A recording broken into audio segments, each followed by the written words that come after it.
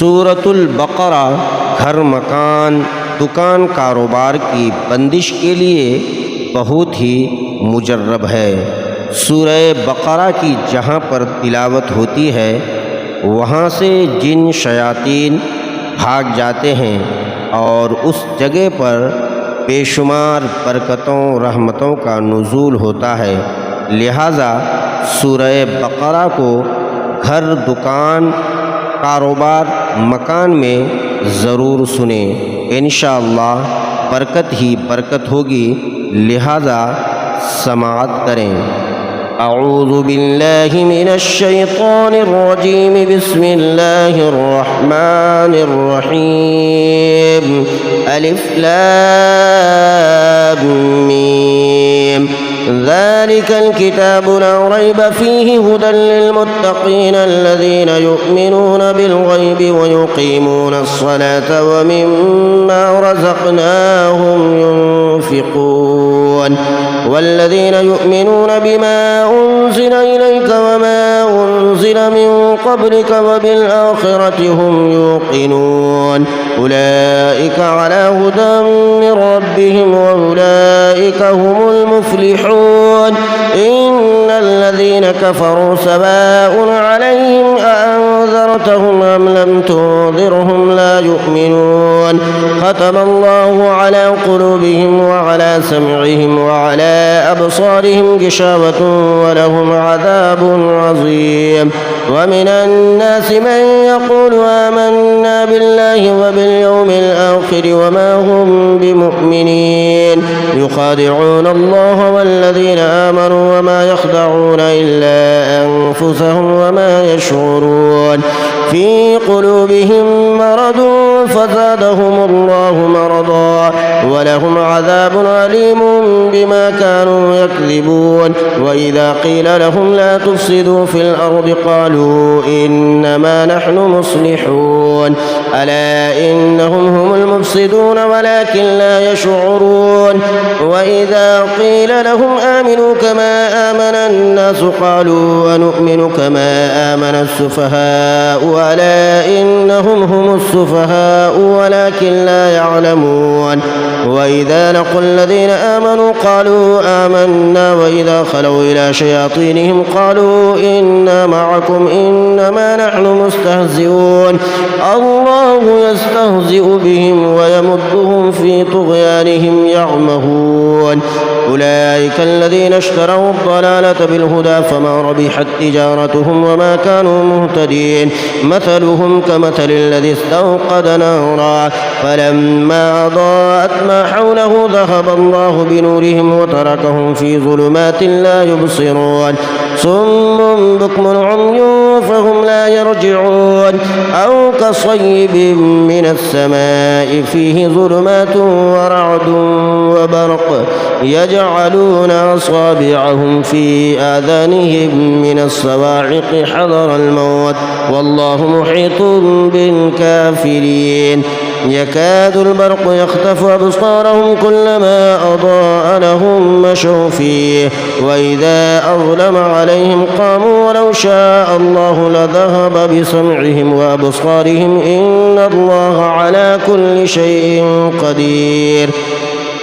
يا أيها الناس اعبدوا ربكم الذي خلقكم والذين من قبلكم لعلكم تتقون. الذي جعل لكم الأرض فراشا والسماء بناء وأنزل من السماء ماء فأخرج به من الثمرات رزقا لكم فلا تجعلوا لله أندادا وأنتم تعلمون. وإن كنتم في ريب مما نزلنا على عبدنا فأتوا بسورة من مثله وادعوا شهداءكم من دون الله إن كنتم صادقين. فإن لم تفعلوا ولن تفعلوا فاتقوا النار التي وقودها الناس والحجارة أعدت للكافرين وبشر الذين آمنوا وعملوا الصالحات أن لهم جنات تجري من تحتها الأنهار كلما رزقوا منها من ثمرة رزقا قالوا هذا الذي رزقنا من قبل وأوتوا به متشابها ولهم فيها أزواج مطهرة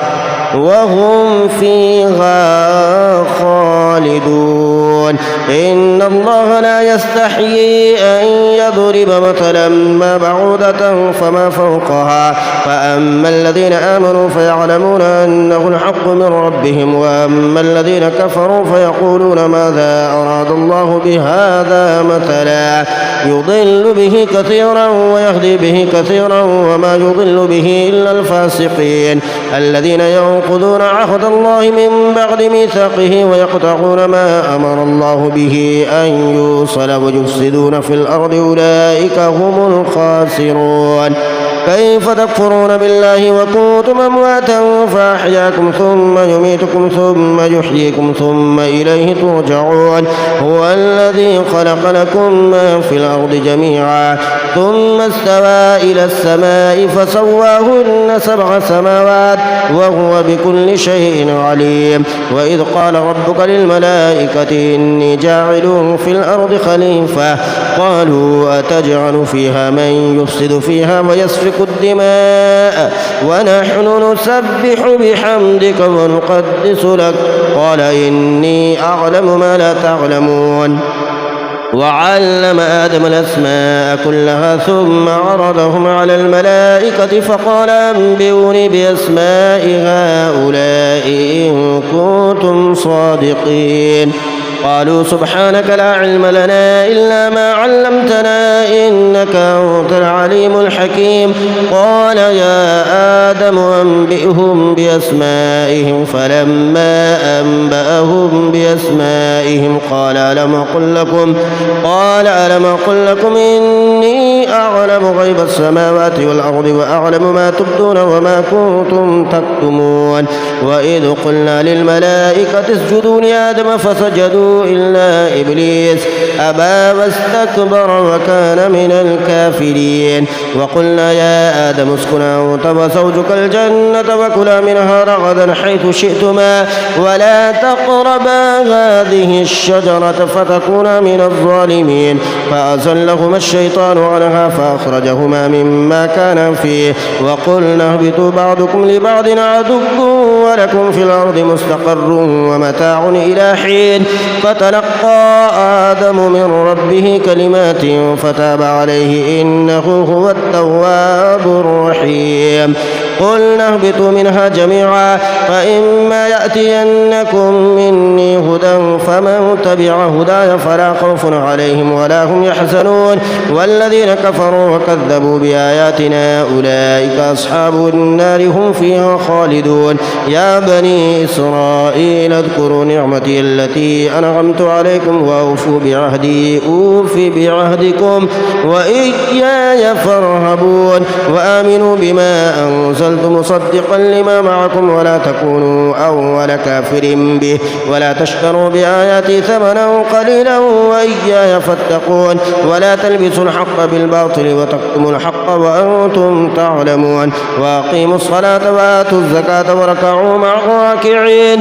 أتأمرون الناس بالبر وتنسون أنفسكم وأنتم تتلون الكتاب فلا تعقلون واستعينوا بالصبر والصلاة وإنها لكبيرة إلا على الخاشعين الذين يظنون أنهم ملاقو ربهم وأنهم إليه راجعون يا بني إسرائيل اذكروا نعمتي التي أنعمت عليكم وأني فضلتكم على العالمين واتقوا يوما لا تجزي نفس عن نفس شيئا ولا يقبل منها شفاعة ولا يؤخذ منها عدل ولا هم ينصرون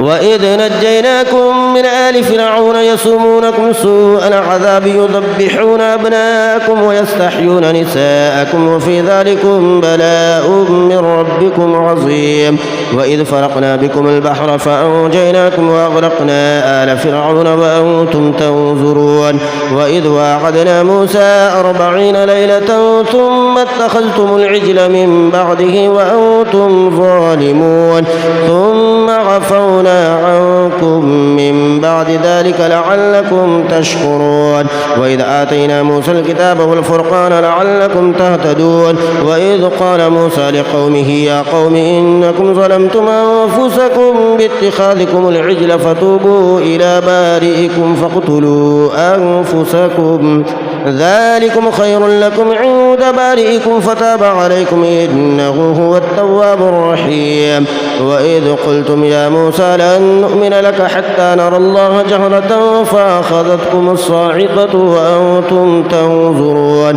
ثم بعثناكم من بعد موتكم لعلكم تشكرون وظللنا عليكم الغمام وأنزلنا عليكم المن والسلوى كلوا من طيبات ما رزقناكم وما ظلمونا ولكن كانوا أنفسهم يظلمون وإذ قلنا ادخلوا هذه القرية فكلوا منها حيث شئتم رغدا وادخلوا الباب سجدا وقولوا حتة نغفر لكم خطاياكم وسنزيد المحسنين فبدل الذين ظلموا قولا غير الذي قيل لهم فأنزلنا على الذين ظلموا رجزا من السماء بما كانوا يفسقون وإذ استسقى موسى لقومه فقلنا اضرب بعصاك الحجر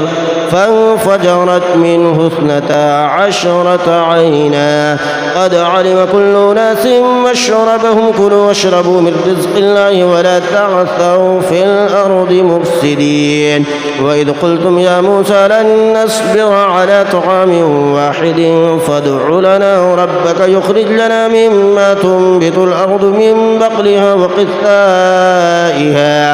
وقثائها وفومها وعدسها وبصلها قال تستبدلون الذي هو أدنى بالذي هو خير اهبطوا مصرا فإن لكم ما سألتم وضربت عليهم الذلة والمسكنة وباءوا بغضب من الله ذلك بأنهم كانوا يكفرون بآيات الله ويقتلون النبيين بغير الحق ذلك بما عصوا وكانوا يعتدون إن الذين آمنوا والذين هادوا والنصارى والصابئين من آمن بالله واليوم الآخر وعمل صالحا فلهم أجرهم عند ربهم ولا خوف عليهم ولا هم يحزنون وإذا أخذنا ميثاقكم ورفعنا فوقكم الطور خذوا ما آتيناكم بقوة واذكروا ما فيه لعلكم تتقون ثم توليتم من بعد ذلك فلولا فضل الله عليكم ورحمته لكنتم من الخاسرين ولقد علمتم الذين اعتدوا منكم في السبت فقلنا لهم كونوا قردة خاسئين فجعلناها نكالا لما بين يديها وما خلفها وموعظة للمتقين وإذ قال موسى لقومه إن الله يأمركم أن تذبحوا بقرة قالوا وتتخذنا هزوا قال أعوذ بالله أن أكون من الجاهلين قالوا ادع لنا ربك يبين لنا ما هي قال إنه يقول إنها بقرة لا فارض ولا بكر عوان بين ذلك فافعلوا ما تؤمرون قالوا ادع لنا ربك يبين لنا ما لونها قال إنه يقول إنها بقرة صفراء فاقع لونها تسر الناظرين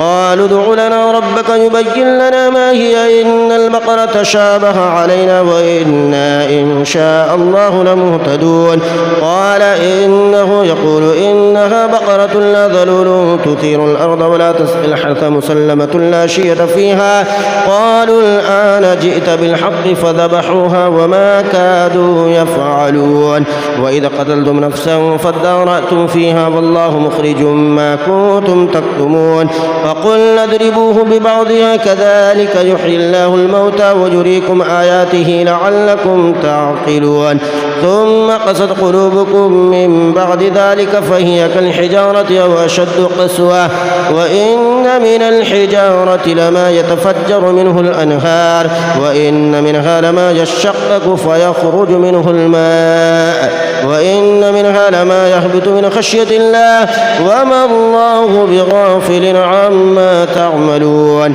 أفتطمعون أن يؤمنوا لكم وقد كان فريق منهم يسمعون كلام الله ثم يحرفونه من بعد ما قالوه وهم يعلمون وإذا لقوا الذين آمنوا قالوا آمنا وإذا خلا بعضهم إلى بعض قالوا وتحدثونهم بما فتح الله عليكم ليحاجوكم به عند ربكم أفلا تعقلون أولا يعلمون أن الله يعلم ما يسرون وما يعلنون ومنهم أميون لا يعلمون الكتاب إلا أماني وإنهم إلا يظنون فويل للذين يكتبون الكتاب بأيديهم ثم يقولون هذا من عند الله ليشتروا به ثمنا قليلا فويل لهم مما كتبت أيديهم وويل لهم مما يكسبون وقالوا لن تمسنا النار إلا أياما معدودة قل أتخذتم عند الله عهدا فلن يخلف الله عهده أم تقولون على الله ما لا تعلمون بلى من كسب سيئة وأحاطت به خطيئته فأولئك أصحاب النار هم فيها خالدون والذين آمنوا وعملوا الصالحات أولئك أصحاب الجنة هم فيها خالدون وإذا أخذنا ميثاق بني إسرائيل لا تعبدون إلا الله وبالوالدين إحسانا وذي القربى واليتامى والمساكين وقولوا للناس حسنا وأقيموا الصلاة وآتوا الزكاة ثم توليتم إلا قليلا منكم وأنتم معرضون وإذا أخذنا ميثاقكم لا تسفكون دماءكم ولا تخرجون أنفسكم من دياركم ثم أقررتم وأنتم تشهدون ثم أنتم هؤلاء تقتلون أنفسكم وتخرجون فريقا منكم من ديارهم تظاهرون عليهم بالإثم والعدوان وإن يأتوكم سارى تفادوهم وهو محرم عليكم إخراجهم أفتؤمنون ببعض الكتاب وتكفرون ببعض فما جزاء من يفعل ذلك منكم إلا خزي في الحياة الدنيا ويوم القيامة يردون إلى أشد العذاب وما الله بغافل عما تعملون أولئك الذين اشتروا الحياة الدنيا بالآخرة فلا يخفف عنهم العذاب ولا هم ينصرون ولقد آتينا موسى الكتاب وقفينا من بعده بالرسل وآتينا عيسى ابن مريم البينات وأيدناه بروح القدس أفكلما جاءكم رسول بما لا تهوى أنفسكم استكبرتم ففريقا كذبتم وفريقا تقتلون وقالوا قلوبنا غلف بل لعنهم الله بكفرهم فقليلا ما يؤمنون ولما جاءهم كتاب من عند الله مصدق لما معهم وكانوا من قبل يستفتحون على الذين كفروا فلما جاءهم ما عرفوا كفروا به فلعنة الله على الكافرين بئس ما اشتروا به أنفسهم أن يكفروا بما أنزل الله بغيا أن ينزل الله من فضله على من يشاء من عباده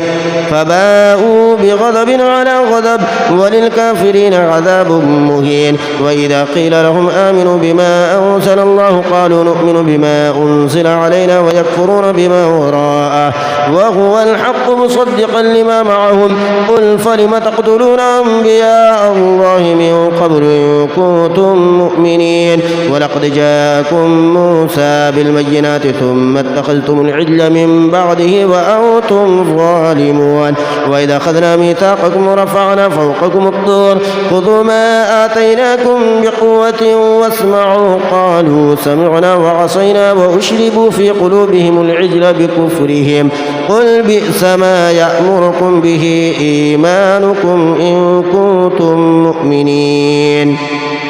قل إن كانت لكم الدار الآخرة عند الله خالصة من دون الناس فتمنوا الموت إن كنتم صادقين ولن يتمنوه أبدا بما قدمت أيديهم والله عليم بالظالمين ولتجدنهم أحرص الناس على حياة ومن الذين أشركوا يود أحدهم لو يعمر 1000 سنة وما هو بمزحزحه من العذاب أن يعمر والله بصير بما يعملون قل من كان عدوا لجبريل فإنه نزله على قلبك بإذن الله مصدقا لما بين يديه وهدى وبشرى للمؤمنين من كان عدوا لله وملائكته ورسله وجبريل وميكال فإن الله عدو للكافرين ولقد أنزلنا إليك آيات بينات وما يكفر بها إلا الفاسقون أفكلما عاهدوا عهدا نبذه فريق منهم بل أكثرهم لا يؤمنون ولما جاءهم رسول من عند الله مصدق لما معهم نبذ فريق من الذين أوتوا الكتاب كتاب الله وراء ظهورهم كأنهم لا يعلمون واتبعوا ما تتلو الشياطين على ملك سليمان وما كفر سليمان ولكن الشياطين كفروا يعلمون الناس السحر وما أنزل على الملكين ببابل هاروت وماروت وما يعلمان من أحد حتى يقولا إنما نحن فتنة فلا تكفر فيتعلمون منهما ما يفرقون به بين المرء وزوجه وما هم بضارين به من أحد إلا بإذن الله ويتعلمون ما يضرهم ولا ينفعهم ولقد علموا لمن اشتراه ما له في الآخرة من خلاق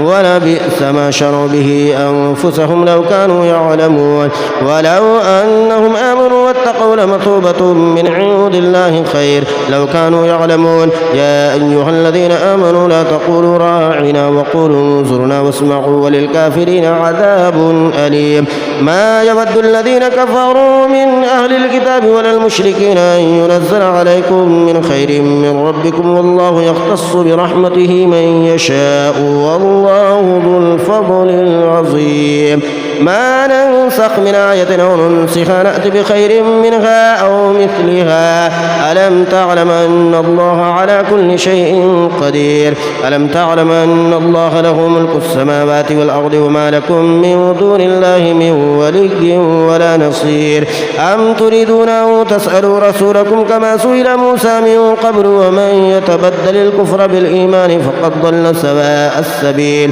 ود كثير من أهل الكتاب لو يردونكم من بعد إيمانكم كفارا حسدا من عند أنفسهم من بعد ما تبين لهم الحق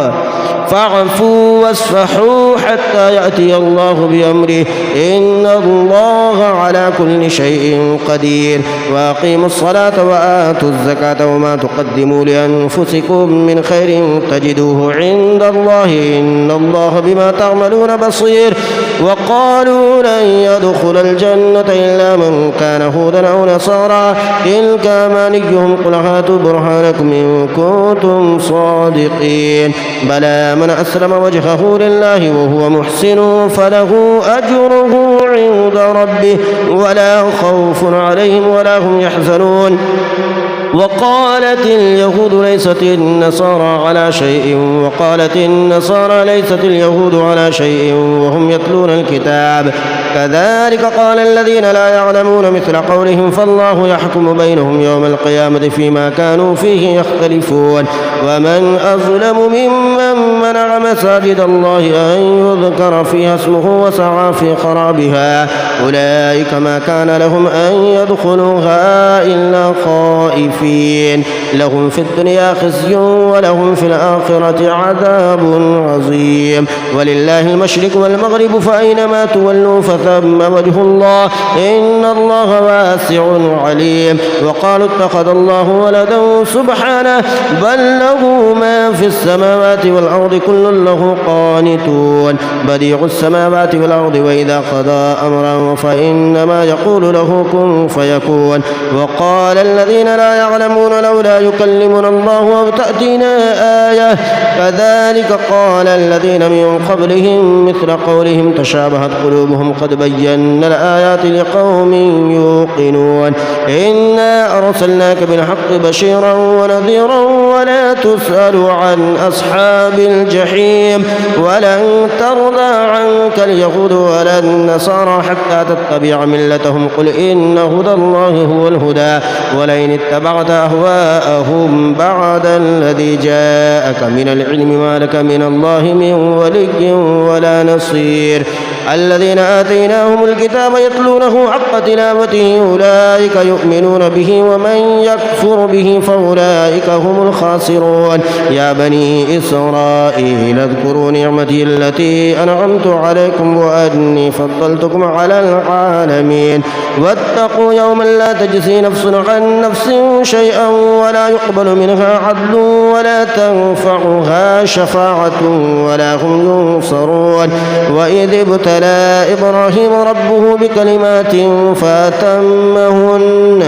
قال إني جاعلك للناس إماما قال ومن ذريتي قال لا ينال عهد الظالمين وإذ جعلنا البيت مثابة للناس وأمنا واتخذوا من مقام إبراهيم مصلى وعهدنا إلى إبراهيم وإسماعيل أن طهرا بيتي للطائفين والعاكفين والركع السجود وإذ قال إبراهيم رب اجعل هذا بلدا آمنا وارزق أهله من الثمرات من آمن منهم بالله واليوم الآخر قال ومن كفر فأمتعه قليلا ثم أضطره إلى عذاب النار وبئس المصير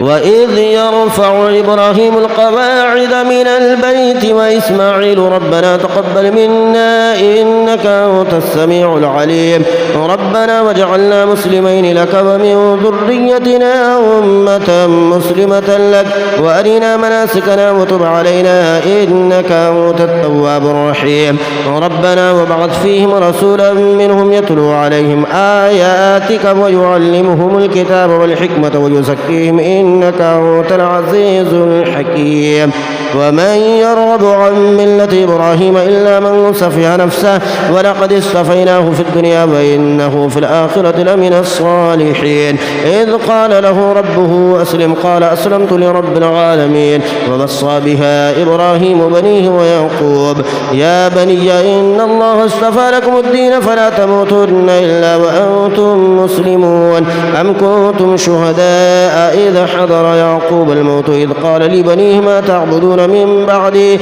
قالوا نعبد إلهك وإله آبائك إبراهيم وإسماعيل وإسحاق إلها واحدا ونحن له مسلمون تلك أمة قد خلت لها ما كسبت ولكم ما كسبتم ولا تسألون عما كانوا يعملون وقالوا كونوا هودا أو نصارى تهتدوا قل بل ملة إبراهيم حنيفا وما كان من المشركين قولوا آمنا بالله وما أنزل إلينا وما أنزل إلى إبراهيم وإسماعيل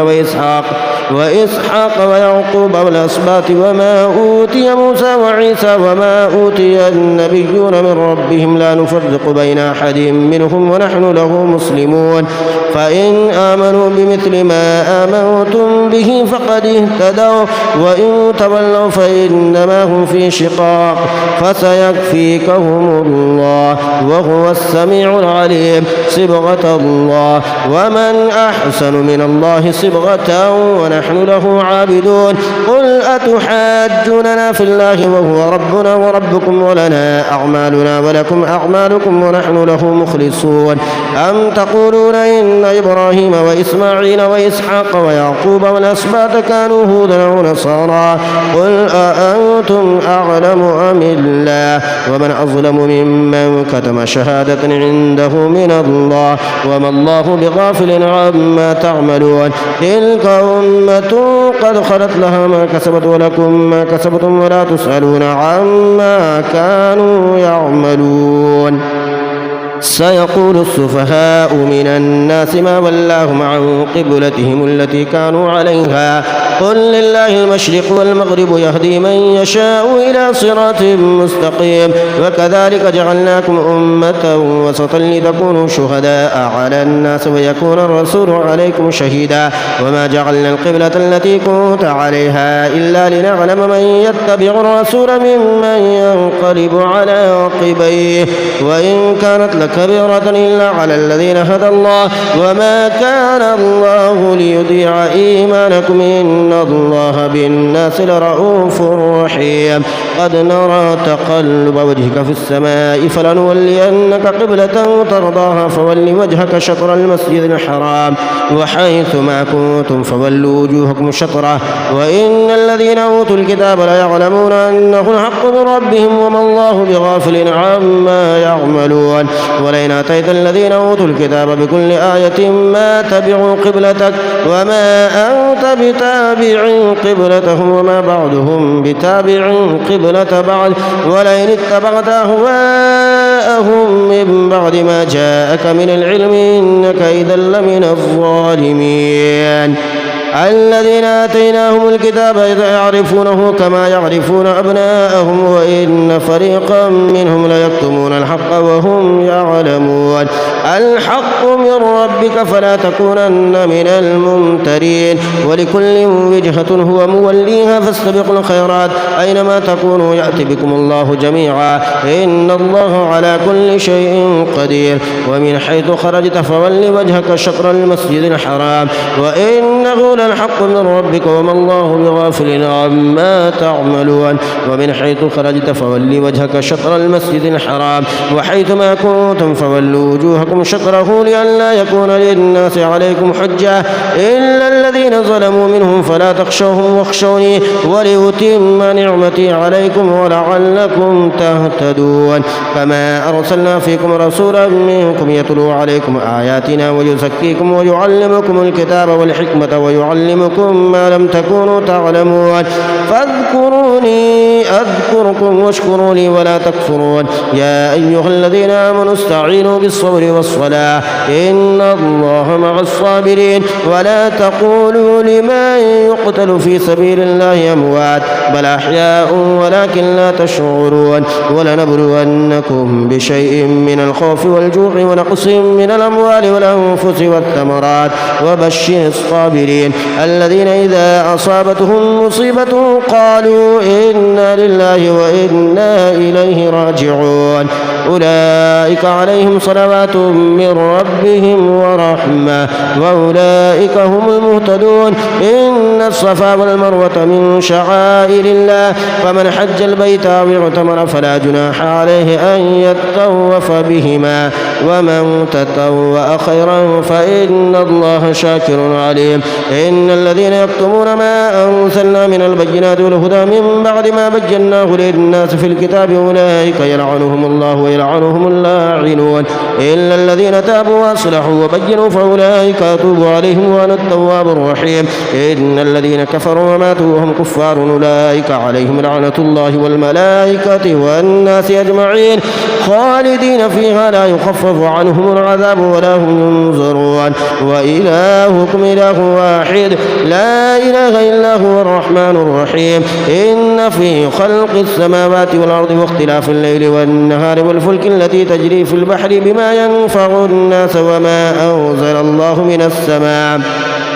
وما أنزل الله من السماء من ماء فأحيا به الأرض بعد موتها وبث فيها من كل دابة وتصريف الرياح والسحاب المسخر بين السماء والأرض لآيات لقوم يعقلون ومن الناس من يتخذ من دون الله أندادا يحبونهم كحب الله والذين آمنوا أشد حبا لله ولو يرى الذين ظلموا إذ يرون العذاب أن القوة لله جميعا وأن الله شديد العذاب إذ تبرأ الذين اتبعوا من الذين اتبعوا ورأوا العذاب وتقطعت بهم الأسباب وقال الذين اتبعوا لو أن لنا كرة فنتبرأ منهم كما تبرأوا منا كذلك يريهم الله أعمالهم حسرات عليهم وما هم بخارجين من النار. يا أيها الناس كلوا مما في الأرض حلالا طيبا ولا تتبعوا خطوات الشيطان إنه لكم عدو مبين. إنما يأمركم بالسوء والفحشاء وأن تقولوا على الله ما لا تعلمون. وإذا قيل لهم اتبعوا ما أنزل الله قالوا بل نتبع ما ألفينا عليه آباءنا أولو كان آباؤهم لا يعقلون شيئا ولا يهتدون. ومثل الذين كفروا كمثل الذي ينعق بما لا يسمع إلا دعاء ونداء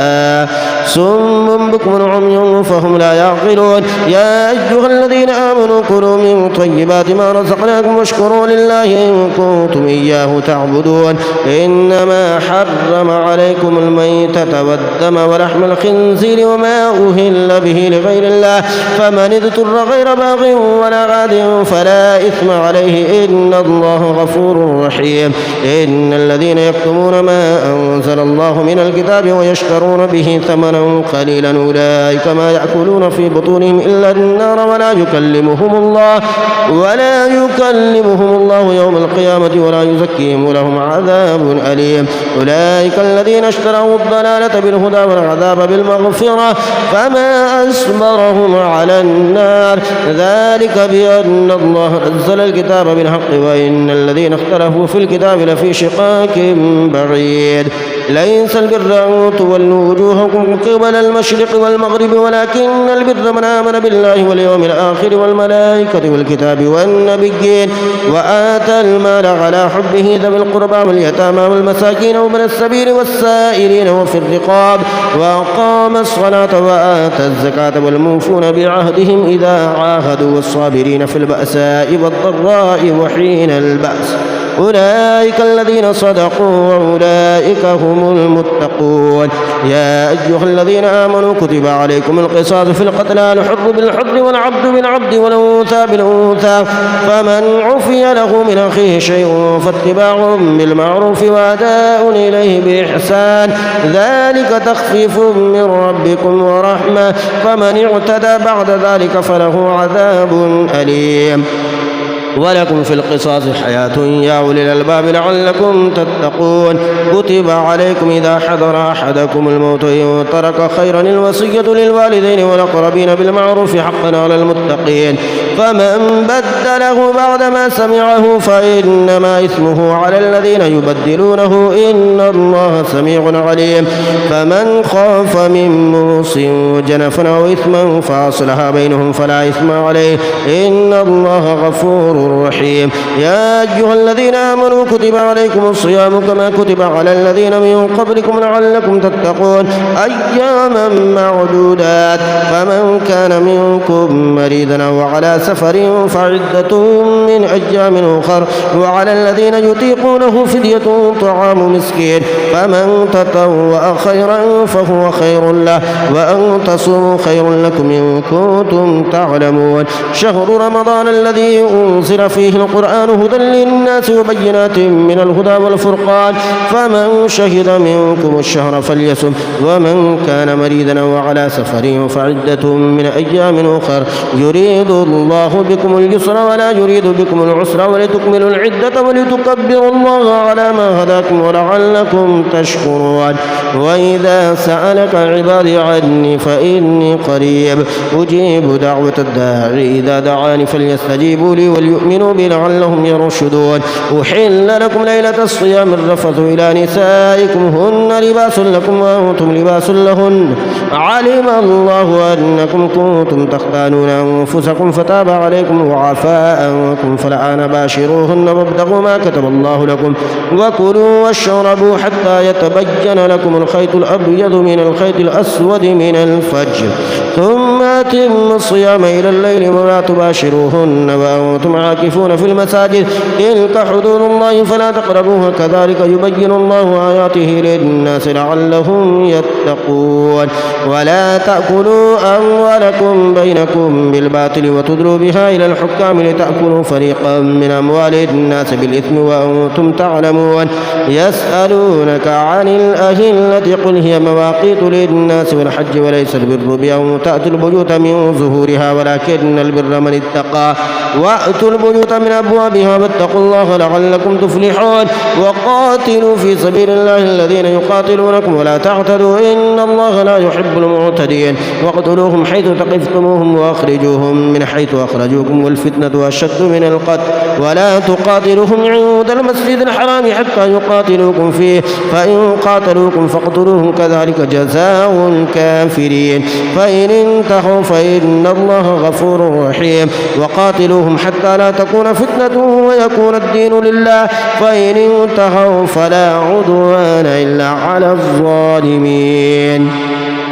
الشهر الحرام بالشهر الحرام والحرمات قصاص فمن اعتدى عليكم فاعتدوا عليه بمثل ما اعتدى عليكم واتقوا الله واعلموا أن الله مع المتقين وأنفقوا في سبيل الله ولا تلقوا بأيديكم إلى التهلكة وأحسنوا إن الله يحب المحسنين وأتموا الحج والعمرة لله فإن أحصرتم فما استيسر من الهدي ولا تحلقوا رؤوسكم حتى يبلغ الهدي محله فمن كان منكم مريضا أو به أذى من رأسه ففدية من صيام أو صدقة أو نسك فإذا أمنتم فمن تمتع بالعمرة إلى الحج فما استيسر من الهدي فمن لم يجد فصيام 3 أيام في الحج و7 إذا رجعتم تلك 10 كاملة ذلك لمن لم يكن أهله حاضر المسجد الحرام واتقوا الله واعلموا أن الله شديد العقاب الحج أشهر معلومات فمن فرض فيهن الحج فلا رفث ولا فسوق ولا جدال في الحج وما تفعلوا من خير يعلمه الله وتزودوا فإن خير الزاد التقوى واتقون يا أولي الألباب ليس عليكم جناح أن تبتغوا فضلا من ربكم فإذا فضتم من عرفات فاذكروا الله عند المشعر الحرام واذكروه كما هداكم وإن كنتم من قبله لمن الضالين ثم أفيضوا من حيث أفاد الناس واستغفروا الله إن الله غفور رحيم فإذا قضيتم مناسككم فاذكروا الله كذكركم آباءكم وشد ذكرا فمن الناس من يقول ربنا آتنا في الدنيا وما له في الآخرة من خلاق ومنهم من يقول ربنا آتنا في الدنيا حسنة وفي الآخرة حسنة وقنا عذاب النار أولئك لهم نصيب مما كسبوا والله سريع الحساب واذكروا الله في أيام معدودات فمن تعجل في يومين فلا إثم عليه ومن تأخر فلا إثم عليه لمن اتقى واتقوا الله واعلموا أنكم إليه تحشرون ومن الناس من يعجبك قوله في الحياة الدنيا ويشهد الله على ما في قلبه وهو ألد الخصام وإذا تولى سعى في الأرض ليفسد فيها ويهلك الحرث والنسل والله لا يحب الفساد وإذا قيل له اتق الله أخذته العزة بالإثم فحسبه جهنم ولبئس المهاد ومن الناس من يشري نفسه ابتغاء مرضات الله والله رؤوف بالعباد يا أيها الذين آمنوا ادخلوا في السلم كافة ولا تتبعوا خطوات الشيطان إنه لكم عدو مبين فإن زللتم من بعد ما جاءتكم البينات فاعلموا أن الله عزيز حكيم هل ينظرون إلا أن يأتيهم الله في ظلل من الغمام والملائكة وقضي الأمر وإلى الله ترجع الأمور صل بني إسرائيل كما آتيناهم من آية بينة ومن يبدل نعمة الله من بعد ما جاءته فإن الله شديد العقاب زين للذين كفروا الحياة الدنيا ويسخرون من الذين آمنوا والذين اتقوا فوقهم يوم القيامة والله يرزق من يشاء بغير حساب كان الناس أمة واحدة فبعث الله النبيين مبشرين ومنذرين وأنزل معهم الكتاب بالحق ليحكم بين الناس فيما اختلفوا فيه وما اختلف فيه إلا الذين أوتوه من بعد ما جاءتهم البينات بغيا بينهم فهدى الله الذين آمنوا لما اختلفوا فيه من الحق بإذنه والله يهدي من يشاء إلى صراط مستقيم أم حسبتم أن تدخلوا الجنة ولما يأتكم مثل الذين خلوا من قبلكم مستهم البأساء والضراء وزلزلوا حتى يقول الرسول والذين آمنوا معه متى نصر الله ألا إن نصر الله قريب يسألونك ماذا ينفقون قل ما أنفقتم من خير فللوالدين والأقربين واليتامى والمساكين وابن السبيل وما تفعلوا من خير فإن الله به عليم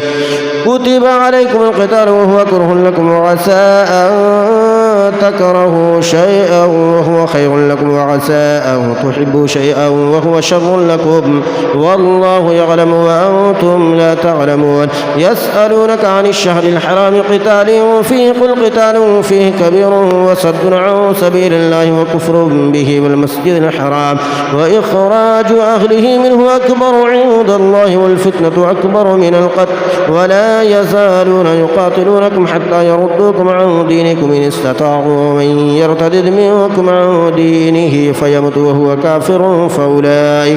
فأولئك حبطت أعمالهم في الدنيا والآخرة وأولئك أصحاب النار هم فيها خالدون إن الذين آمنوا والذين هاجروا وجاهدوا في سبيل الله أولئك يرجون رحمة الله والله غفور رحيم يسألونك عن الخمر والميسر قل فيهما إثم كبير ومنافع للناس وإثمهما أكبر من نفعهما ويسألونك ماذا ينفقون قل العفو كذلك يبين الله لكم الآيات لعلكم تتفكرون في الدنيا والآخرة ويسألونك عن اليتامى قل إصلاح لهم خير وإن تخالطوهم فإخوانكم والله يعلم المفسد من المصلح ولو شاء الله لأعنتكم إن الله عزيز حكيم ولا تنكحوا المشركات حتى يؤمن ولأمة مؤمنة خير من مشركة ولو أعجبتكم ولا تنكحوا المشركين حتى يؤمنوا ولعبد مؤمن خير من مشرك ولو أعجبكم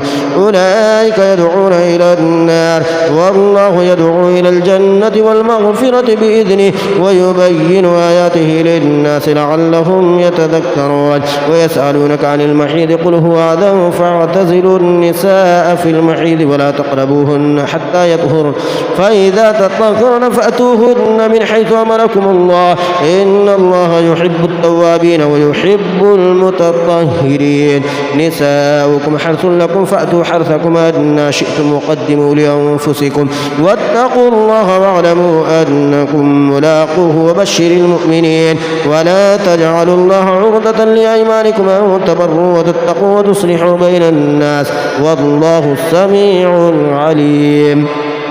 لا يؤاخذكم الله باللغو في أيمانكم ولكن يؤاخذكم بما كسبت قلوبكم والله غفور حليم للذين يؤلون من نسائهم تربص 4 أشهر فإن فاءوا فإن الله غفور رحيم وإن عزموا الطلاق فإن الله سميع عليم والمطلقات يتربصن بأنفسهن 3 قروء ولا يحل لهن أن يكتمن ما خلق الله في أرحامهن إن كن يؤمن بالله واليوم الآخر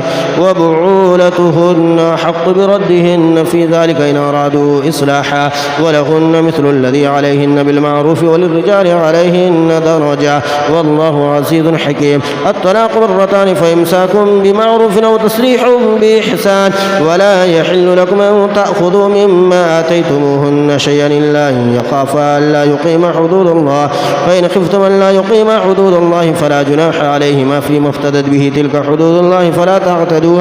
ومن يتعد حدود الله فأولئك هم الظالمون فإن طلقها فلا تحل له من بعد حتى تنكح زوجا غيره فإن طلقها فلا جناح عليهما أن يتراجعا إن ظنا أن يقيما حدود الله وتلك حدود الله يبينها لقوم يعلمون وإذا طلقتم النساء فبلغن أجلهن فأمسكوهن بمعروف أو سرحوهن بمعروف ولا تمسكوهن ضرارا لتعتدوا ومن يفعل يفعل ذلك فقد ظلم نفسه. ولا تتخذوا آيات الله هزوا واذكروا نعمة الله عليكم وما أنزل عليكم من الكتاب والحكمة يعظكم به واتقوا الله واعلموا أن الله بكل شيء عليم. وإذا طلقتم النساء فبلغن أجلهن فلا تعذروهن أن ينكحن أزواجهن إذا تراضوا بينهم بالمعروف ذلك يوعظ به من كان منكم يؤمن بالله واليوم الآخر ذلكم أزكى لكم وأطهر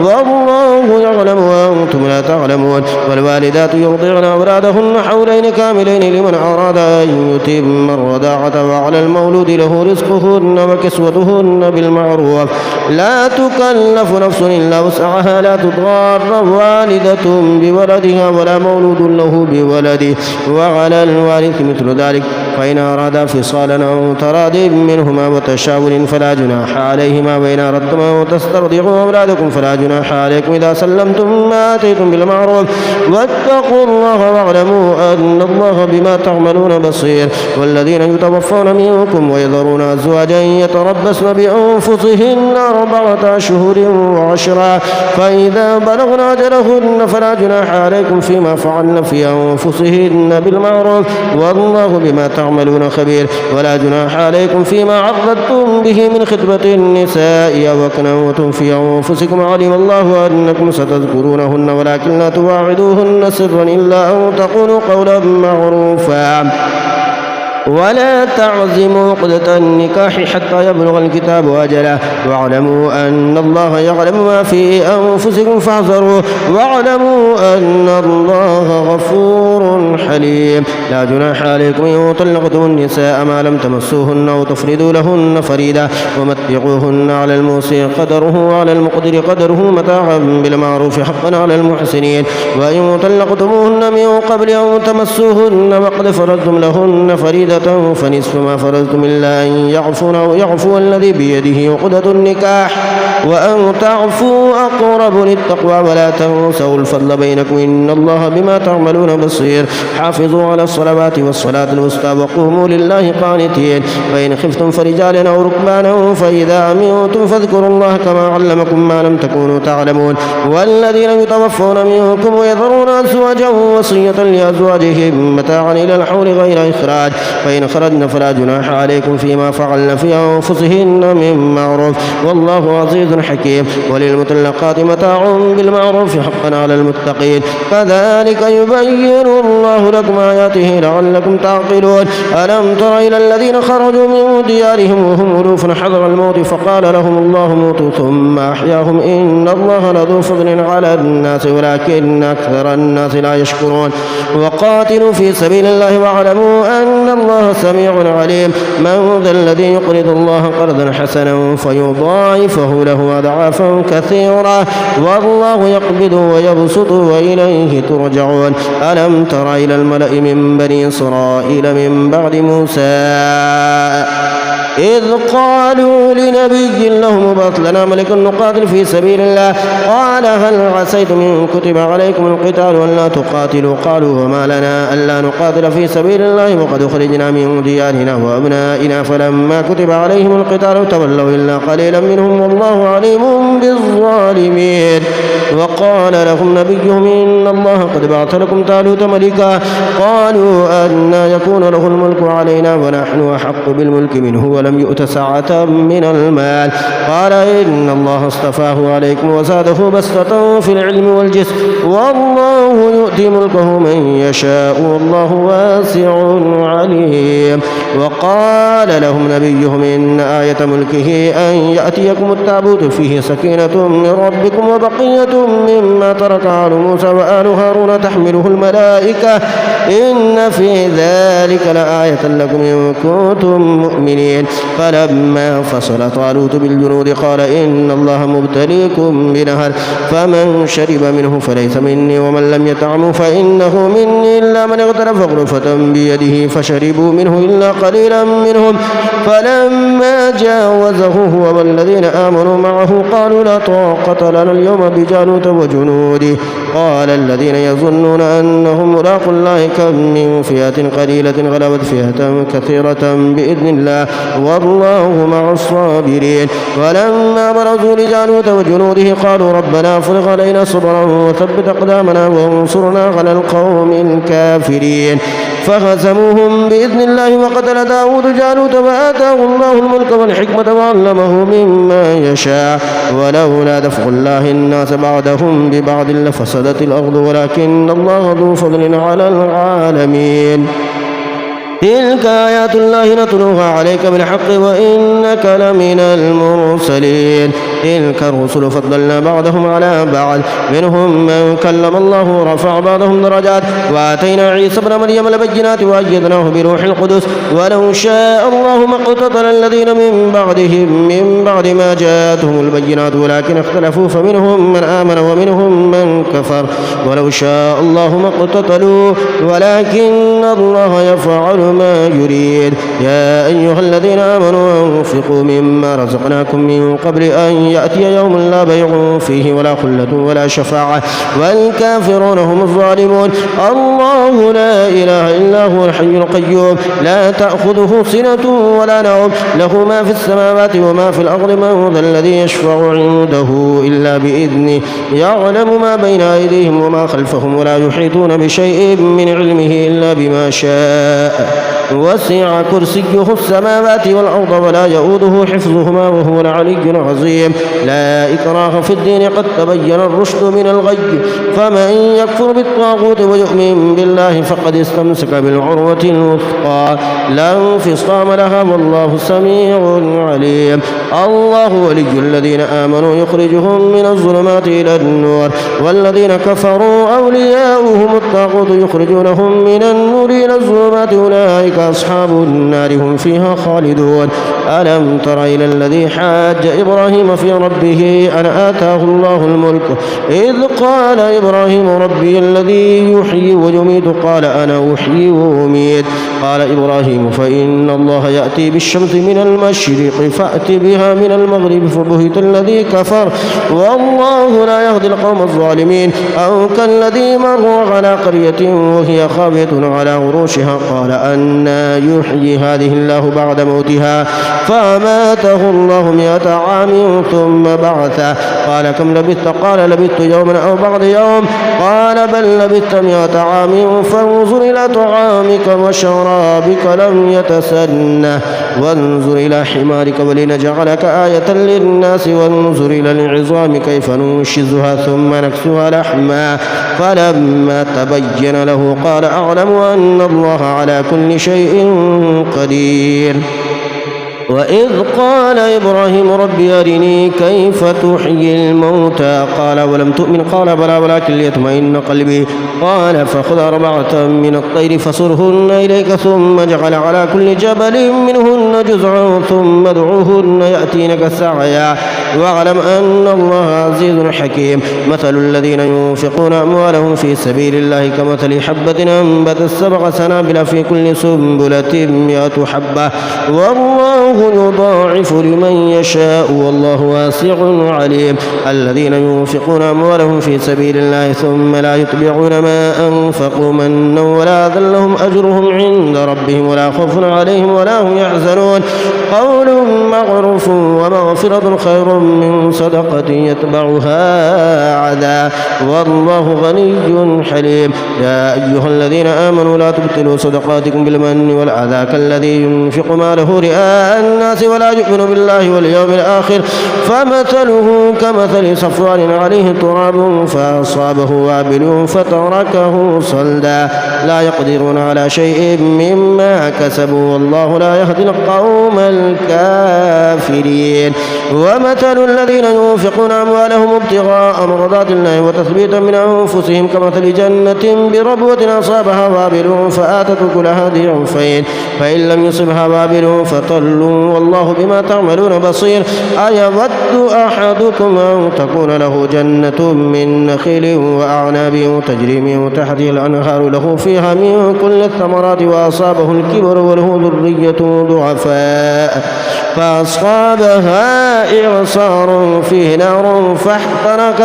كذلك يبين الله لكم الآيات لعلكم تتفكرون. يا أيها الذين آمنوا أنفقوا من طيبات ما كسبتم ومما أخرجنا لكم من الأرض ولا تيمموا الخبيث منه تنفقون ولستم بآخذه إلا أن تغمضوا فيه واعلموا أن الله غني حميد. الشيطان يعدكم الفقر ويأمركم بالفحشاء والله يعدكم مغفرة منه وفضلا والله واسع عليم. يؤتي الحكمة من يشاء ومن يؤت الحكمة فقد أوتي خيرا كثيرا وما يذكر إلا أولو الألباب. وما أنفقتم من نفقة أو نذرتم من نذر فإن الله يعلمه وما للظالمين من أنصار. إن تبدوا الصدقات فنعما هي وإن تخفوها وتؤتوها الفقراء فهو خير لكم ويكفر عنكم من سيئاتكم والله بما تعملون خبير. ليس عليك هداهم ولكن الله يهدي من يشاء وما تنفقوا من خير فلأنفسكم وما تنفقون إلا ابتغاء وجه الله وما تنفقوا من خير يوفى إليكم وأنتم لا تظلمون. للفقراء الذين أحصروا في سبيل الله لا يستطيعون ضربا في الأرض يحسبهم الجاهل أغنياء من التعفف تعرفهم بسيماهم لا يسألون الناس إلحافا وما تنفقوا من خير فإن الله به عليم. الذين ينفقون أموالهم بالليل والنهار سرا وعلانية فلهم أجرهم عند ربهم ولا خوف عليهم ولا هم يحزنون. الذين يأكلون الربا لا يقومون إلا كما يقوم الذي يتخبطه الشيطان من المس ذلك بأنهم قالوا إنما البيع مثل الربا وأحل الله البيع وحرم الربا. فمن جاءه موعظة من ربه فانتهى فله ما سلف وأمره إلى الله ومن عاد فأولئك أصحاب النار هم فيها خالدون. يمحق الله الربا ويربي الصدقات والله لا يحب كل كفار أثيم. إن الذين آمنوا وعملوا الصالحات وأقاموا الصلاة وآتوا الزكاة لهم أجرهم عند ربهم ولا خوف عليهم ولا هم يحزنون.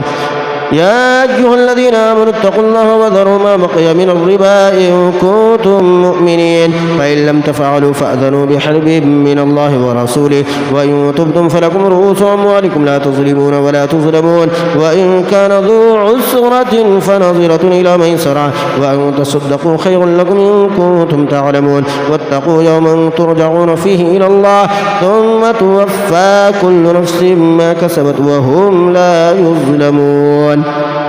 يا أيها الذين آمنوا إذا تداينتم بدين إلى أجل مسمى فاكتبوه ليكتب بينكم كاتب بالعدل ولا يأبى كاتب أن يكتب كما علمه الله فليكتب وليملل الذي عليه الحق وليتق الله ربه ولا يبخس منه شيئا. فإن كان الذي عليه الحق سفيها أو ضعيفا أو لا يستطيع أن يمل هو فليملل وليه بالعدل واستشهدوا شهيدين من رجالكم فإن لم يكونا رجلين فرجل وامرأتان ممن ترضون من الشهداء أن تدل إحداهما فتذكر إحداهما الأخرى ولا يأبى الشهداء إذا ما دعوا ولا تسأموا أن تكتبوه صغيرا أو كبيرا إلى أجله ذلكم أقسط عند الله وأقوم للشهادة وأدنى ألا ترتابوا إلا أن تكون تجارة حاضرة تديرونها بينكم فليس عليكم جناح ألا تكتبوها وأشهدوا إذا تبايعتم ولا يضار كاتب ولا شهيد وإن تفعلوا فإنه فسوق بكم واتقوا الله ويعلمكم الله والله بكل شيء عليم. وإن كنتم على سفر ولم تجدوا كاتبا فرهان مقبودا فإن أمن بعضكم بعدا فليؤدي الذي ائتمن أمانته وليتق الله ربه ولا تكتموا الشهادة ومن يكتمها فإنه آثم قلبه والله بما تعملون عليم. لله ما في السماوات وما في الأرض وإن تبدوا ما في أنفسكم أو تخفوه يحاسبكم به الله فيغفر لمن يشاء ويعذب من يشاء والله على كل شيء قدير. آمن الرسول بما أنزل إليه من ربه والمؤمنون كل آمن آمن بالله وملائكته وكتبه ورسله لا نفرق بين أحد من رسله وقالوا سمعنا وأطعنا غفرانك ربنا وإليك المصير. لا يكلف الله نفسا إلا وسعها لها ما كسبت وعليها ما اكتسبت. ربنا لا تؤاخذنا إن نسينا أو أخطأنا ربنا ولا تحمل علينا إصرا كما حملته على الذين من قبلنا ربنا ولا تحملنا ما لا طاقة لنا به واعف عنا واغفر لنا وارحمنا أنت مولانا فانصرنا على القوم الكافرين. اللهم صل على سيدنا ومولانا محمد وعلى آل سيدنا ومولانا محمد كما تحب وترضى له.